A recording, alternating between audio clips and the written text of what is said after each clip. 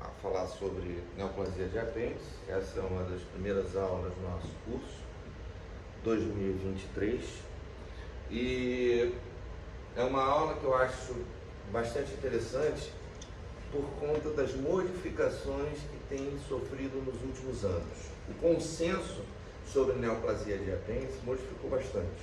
Hoje, esse consenso, que é de 2020, é o que está sendo válido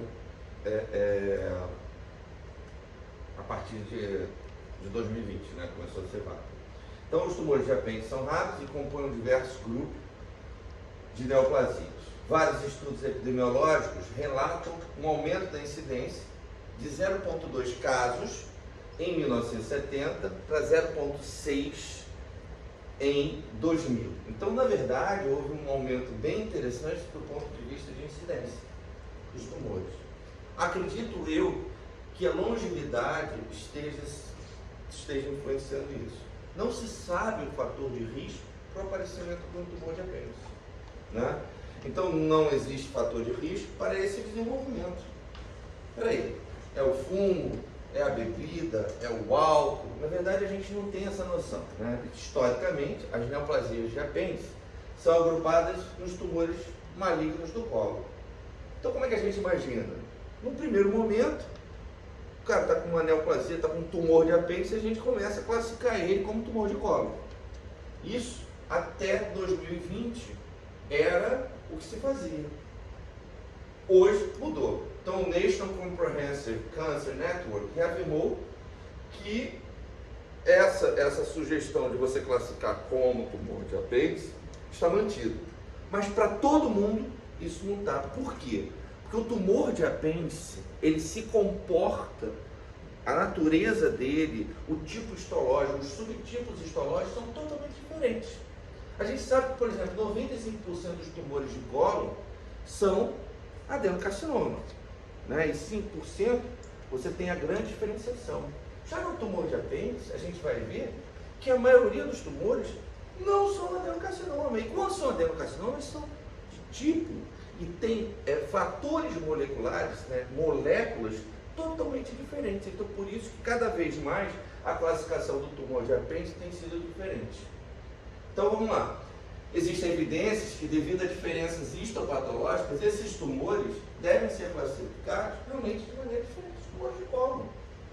O que eu aprendi está sendo totalmente diferente do que eu estou passando para vocês. Mudou. Então, a gente tem que pensar dessa forma. E existe, o que está faltando é a formalização de um guideline que mostra para a gente, olha, isso aí mudou, né? Então, vamos lá. As neoplasias de apêndice são divididas em dois grupos, que são tumores carcinoides e tumores epiteliais. E aí a gente coloca que os tumores carcinoides, né, ocupam 33% dos tumores malignos do apêndice, com 67% de adenocarcinoma. Peraí, Guilherme, você acabou de falar que os tumores carcinoides, eles têm um grande percentual? Sim. Lembrando que, por exemplo, nos tumores de cólon, né, 95% são adenocarcinoma. Então, ele já se torna diferente por conta disso. E já os subtipos histológicos desse adenocarcinoma começam a se subdividir mais ainda. O que não temos essa divisão, por exemplo, no tumor de cólon. E a gente começa a ver que, por exemplo, 56% é do tipo mucinoso.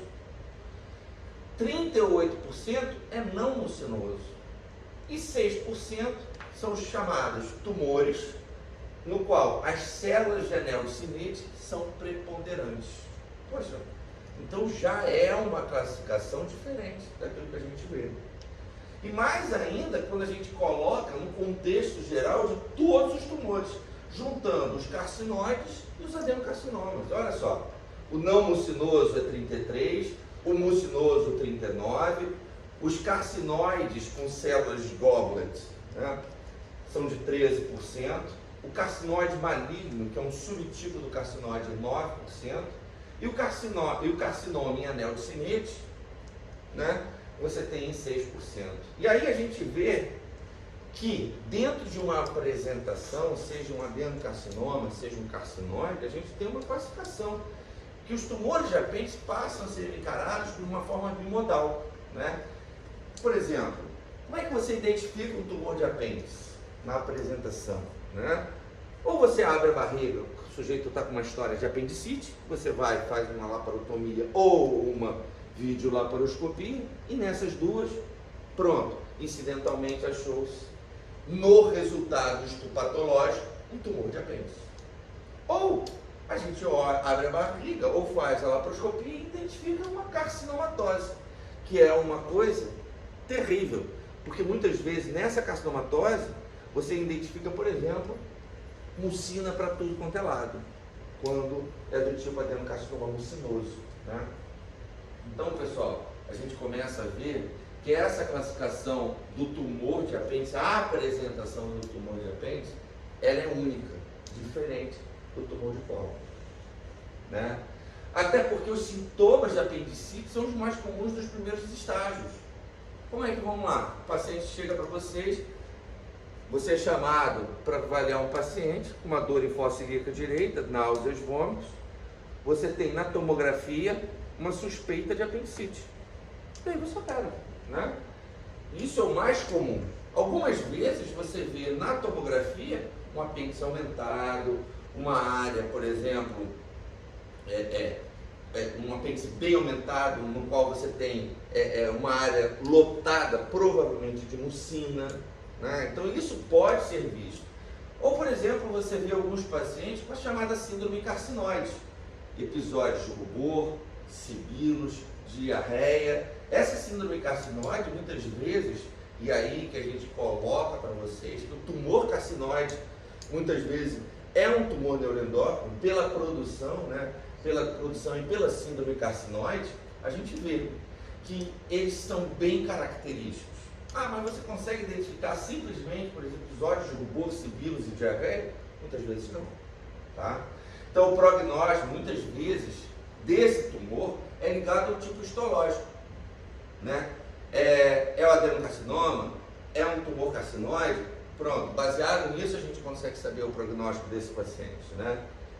E, por incrível que pareça, os tumores carcinoides mantêm ainda um melhor prognóstico que o adenocarcinoma, tá? Né? Por quê? Porque idade e subtipo histológico tornam-se preponderantes para você saber a evolução. Os tumores carcinoides ocorrem em pacientes mais jovens, né? A média de idade do tumor carcinoide é de 54 anos, do carcinoide maligno, 43 anos. Já a média de idade dos adenocarcinomas, ela sobe, né?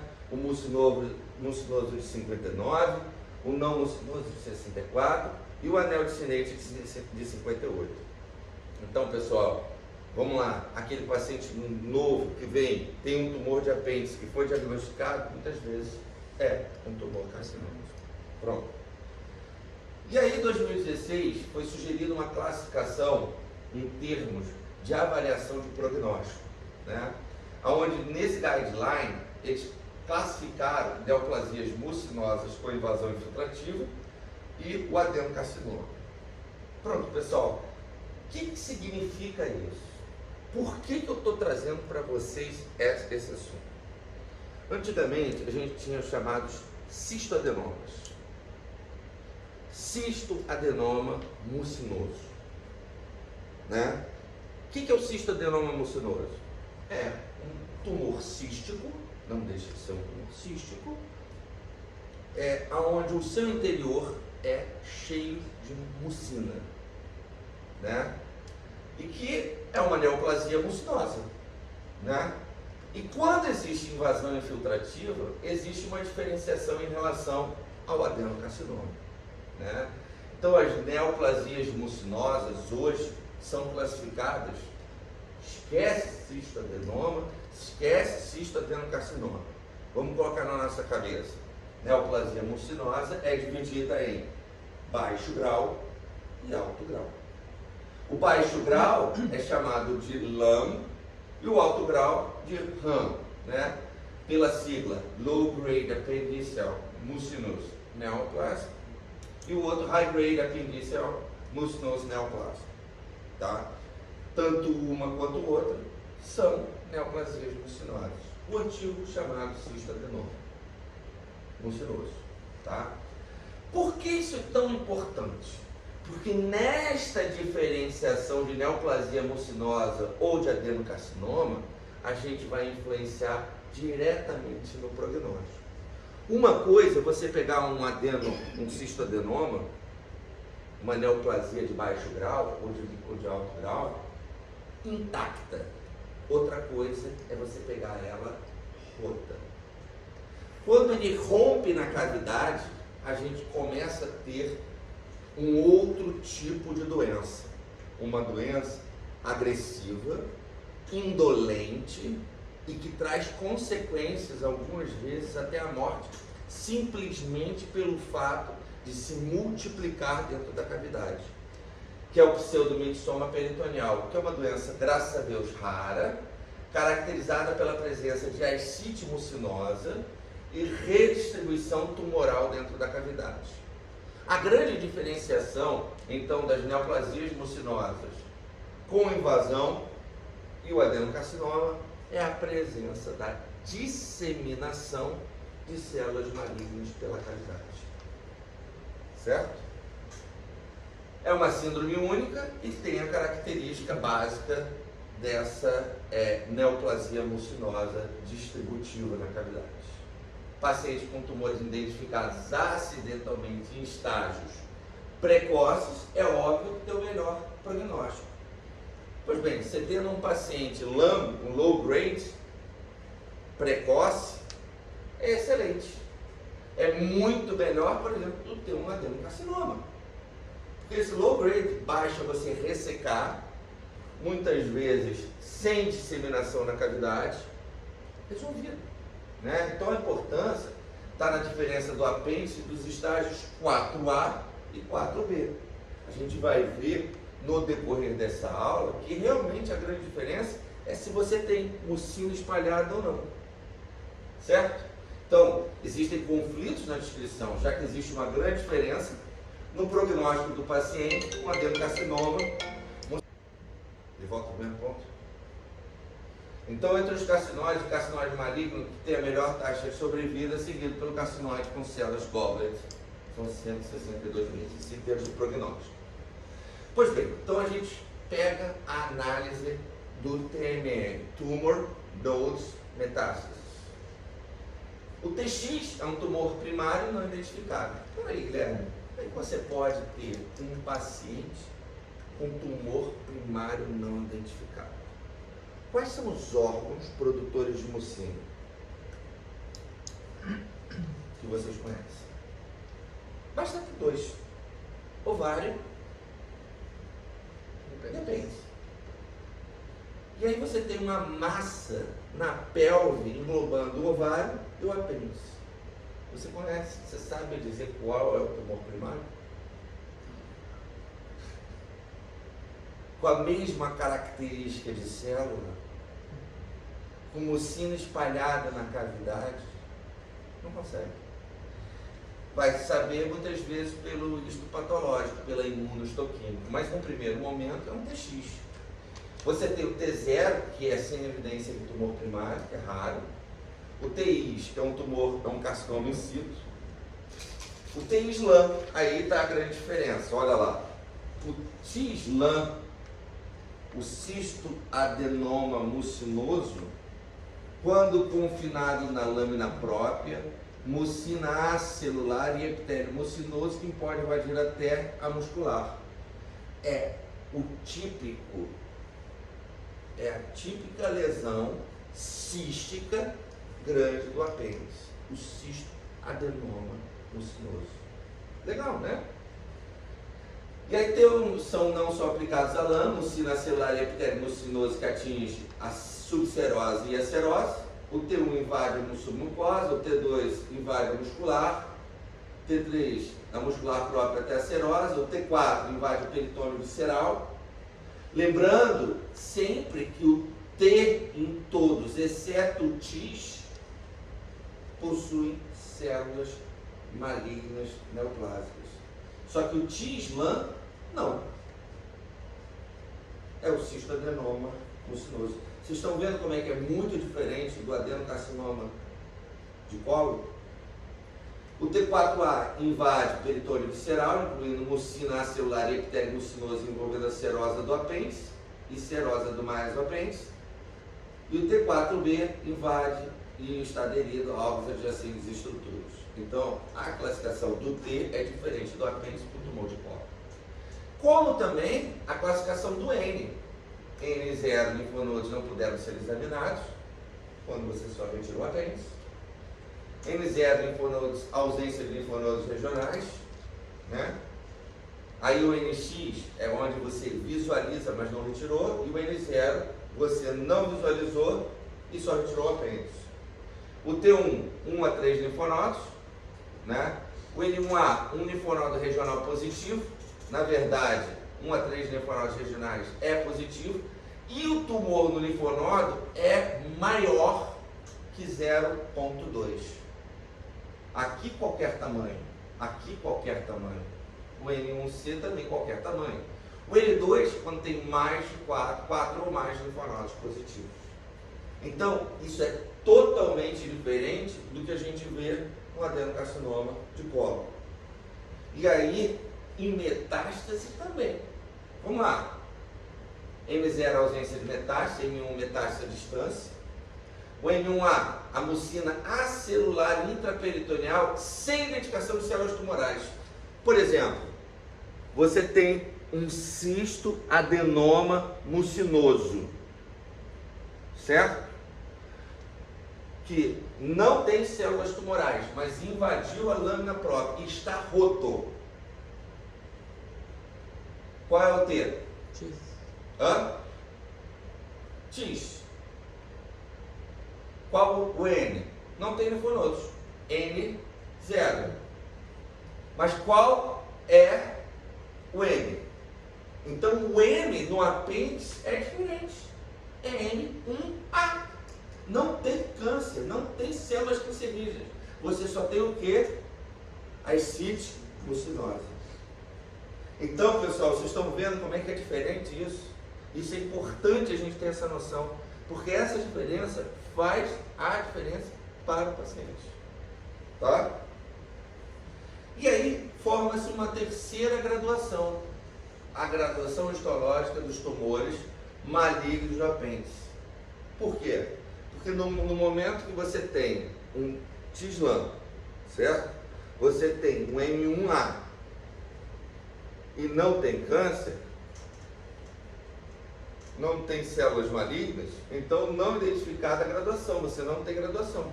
Mas no momento que você tem a graduação G1, G2, G3, se torna bem diferente o prognóstico desse doente. Então, a TMN no apêndice está associado ao G. Tem que ter TMNG. Muito legal, né? Por quê? Porque começa a mudar o estágio, né? Vamos lá, muda totalmente. M1A, M1B, M1B e M1C. No momento que você tem uma M1A, você tem um estágio 4A. Aonde o estadiamento do tumor maligno, no M1A, se não tiver, vamos lá, voltar aqui. Se for um tumor que invade a submucosa, é uma coisa, você tem câncer. Mas com a ascite mucinose é outra coisa. Certo? Então, pessoal, a gente começa a ter uma diferenciação do tumor de apêndice. É totalmente diferente. Então, vamos lá. E o G no apêndice tem uma característica. À medida que se torna bem diferenciada, moderadamente diferenciada ou indiferenciada, à medida que aumenta o G, G1, G2, G3, piora o prognóstico. Vamos lá. Estágio 4B, à medida que o G vai aumentando, piora o prognóstico. Tá certo? Então vamos lá. Tumor carcinoide do apêndice vermiforme. semelhante a tumores carcinógenos do intestino. Tem sua origem em células neuroendócrinas, como eu já falei isso na semana passada. O apêndice geralmente secreta o quê? Serotonina e substâncias vasoativas, responsáveis pela síndrome carcinoide, que a gente vai ter rush, né, um flush, um rasgo cutâneo, diarreia e sibilos. São as características. Usualmente identificados em pacientes jovens e preferencialmente em mulheres. Os tumores carcinóides do tipo goblet são atualmente mais comuns. São caracterizados pela presença de células malignas que demonstram células características exócrinas e neuroendócrinas. Tá certo? Olha só, como é que a gente vai manusear o tumor carcinoide? Né? A gente tem que manusear ele do ponto de vista oncológico com uma ressecção completa cirúrgica. A ressecção completa, o que é? Colectomia direita, certo? Linfadenectomia, né? Ressecção, por exemplo, ressecção de todos os linfonodos até a mesentérica superior, certo? E ressecção de qualquer metástase. Os tumores carcinóides, diferente, por exemplo, dos tumores mucinosos, não existe a necessidade porque não tem mucino espalhado na cavidade. Né? E agora, o grande quê da situação. Os tumores dependem basicamente do seu tamanho. Por que eu falo tamanho? Porque à medida que ele é ou se torna um tumor maior, maior a necessidade de ressecção do ponto de vista oncológico. Vamos supor, você tem um tumor neuroendócrino de 0,1 centímetro na ponta do apêndice. Qual é a cirurgia que a gente vai fazer?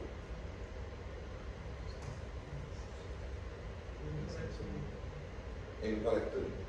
Se você tem um tumor de 0,5 centímetros, de 5 centímetros na ponta do apêndice, qual é a cirurgia que a gente tem que fazer? Colectomia. A cirurgia sempre no tumor carcinoide é a mesma. Por quê? No passado a gente acreditava o seguinte: tumor carcinoide com 1 centímetro longe da base, basta fazer a apendicectomia.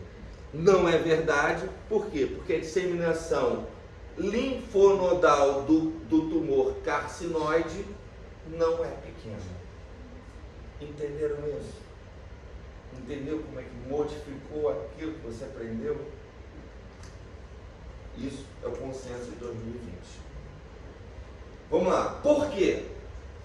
Por conta desse trabalho aqui de Mortel, que reportaram a ausência de metástase em 127 pacientes, sim, com tumores maior que 2 centímetros, onde foram identificadas doenças metastáticas de 3 em 14 pacientes, com tumores entre 2 e 3 centímetros, e 4 em 9 pacientes com tumores maiores de 3 centímetros.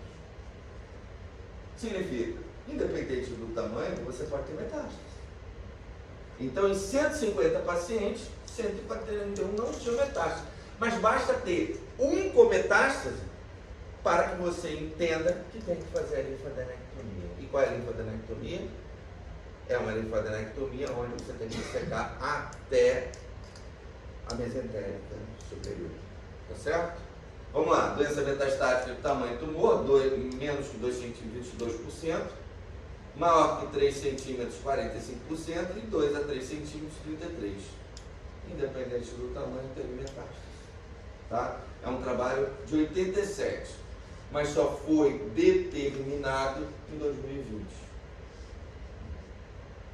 Vamos lá. Para os pacientes com tumor, com metástase de tumor carcinóide maligno, o uso do análogo de somatostatina. Qual é o análogo da somatostatina? Sandostatina. Como é que se faz análogo da somatostatina? Como é que a gente faz em físicos? Fala aí, Gabriel. Fala aí, Gabriel. Fala aí. 0,1. Subcutâneo ml. Ou venoso. Pode aliviar sintomas da síndrome carcinóide, mas raramente leva à evolução do tamanho do tumor. Devido ao crescimento lento do tumor carcinóide, terapias de embolização hepática, até mesmo dissecção, podem ser benéficas aos pacientes serenos. Significa, paciente que tumor de apêndice com metástase no fígado, está indicada a ressecção hepática.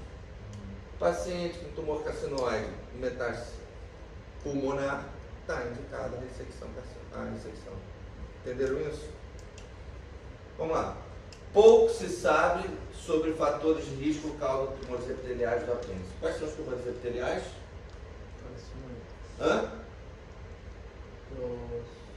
Los adenocarcinomas. Histologicamente eram classificados como câncer coloretal. Acabou isso. Hoje sabemos que existem diferenças da biologia tumoral e da história natural. E hoje sabemos que não se alinham a nenhum tipo submolecular do adenocarcinoma de colo, são diferentes. Um tumor epitelial do apêndice que disseminou depósitos de mucina peritoneal derivada da ruptura de um adenoma mucinoso tem um excelente resultado na sobrevida devido à terapia de cirurgia citoredutora. Que tumor é esse? Vamos lá. Classificação TMN, vamos. É um adenoma mucinoso. Qual é a classificação TMN? TIS, lã. N. Certo. M. M é 1A. G. GX. Sem câncer. Olha como é que a gente trata. Olha como a gente trata. Cirurgia citoredutora e HIPEC. Quimioterapia intraperitoneal e hipertérmica. Lembra que eu já falei isso para vocês ano passado?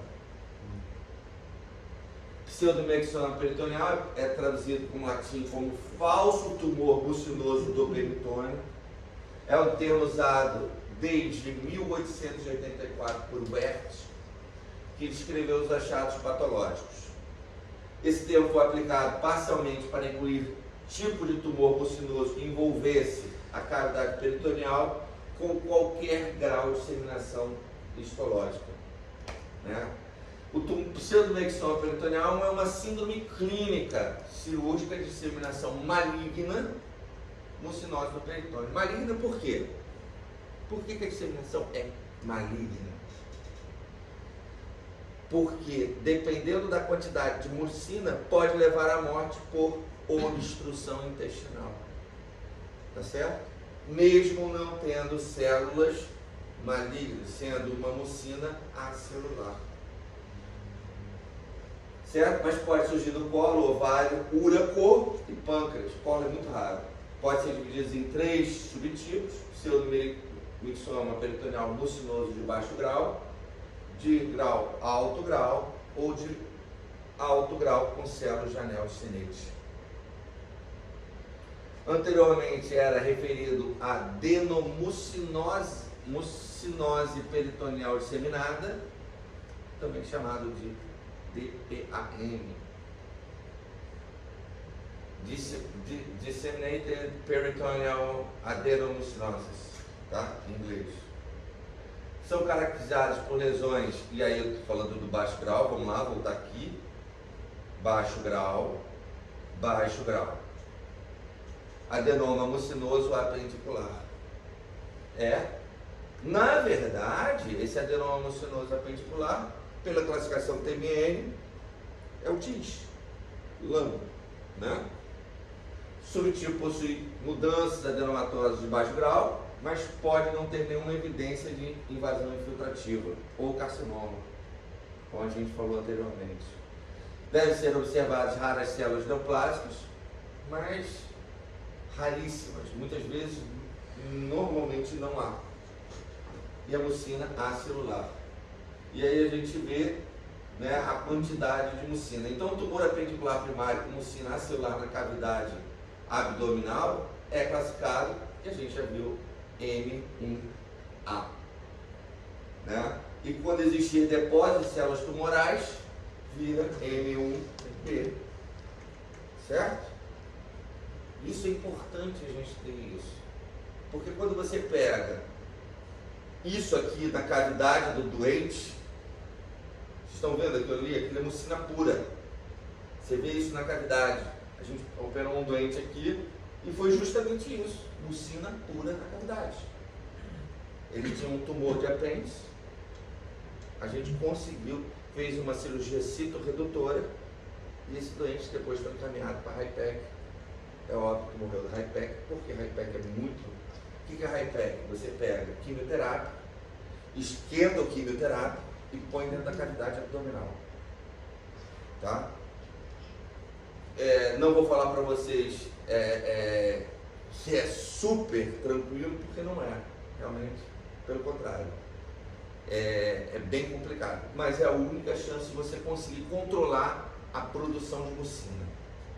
Então vamos lá, o tumor está ligado a uma ascite mucinose aparentemente benigna, que se espalha por toda a cavidade. A disseminação de células neoplásicas pode estar presente na cavidade, mas raramente existem metástases. O pseudomixoma peritoneal gradativamente tem aumento da circunferência abdominal e é progressivo. Tá certo? O pseudoperitoneal mucinal de alto grau, com ou sem células de anel de Synapse, é uma classificação para mim única, né? Por quê? Porque esse pseudomixoma, muitas vezes, ele tem um M1B, é B, tem células disseminadas na cavidade. Então é uma carcinomatose peritoneal mucinosa, toda a cavidade. E geralmente é um adenocarcinoma mucinoso. Na verdade, você tem tudo espalhado na cavidade.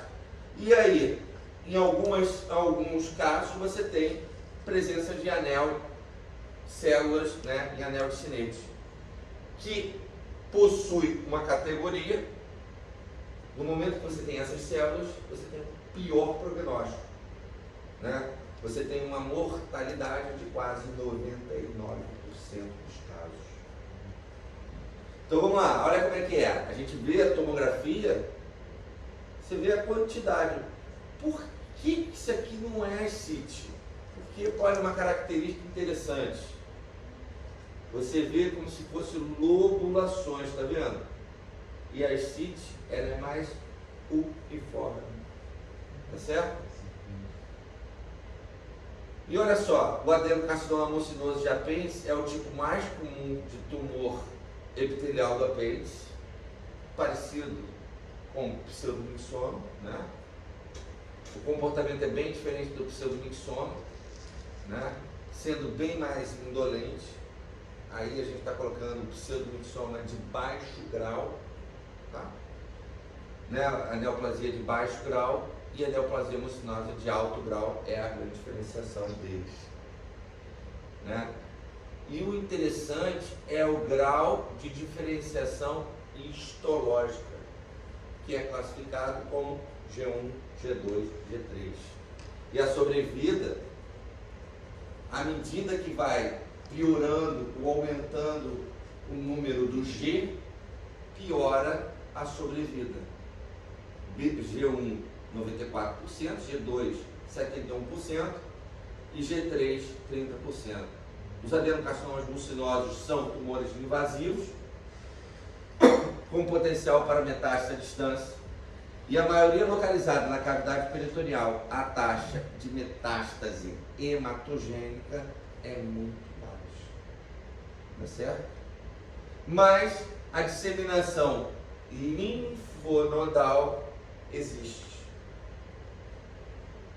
O não mucinoso já é bem diferente, ele já é característico e molecularmente é parecido com o tumor de colo, tá? E aí a classificação dele pode ser uma classificação tipo tumor de colo, tá? O tipo menos comum, né? O comportamento biológico é bem diferente, já que é bem parecido com a neoplasia coloretal, como eu havia falado. A sobrevida de 5 anos é bem pior, tá? Por ser mais agressivo.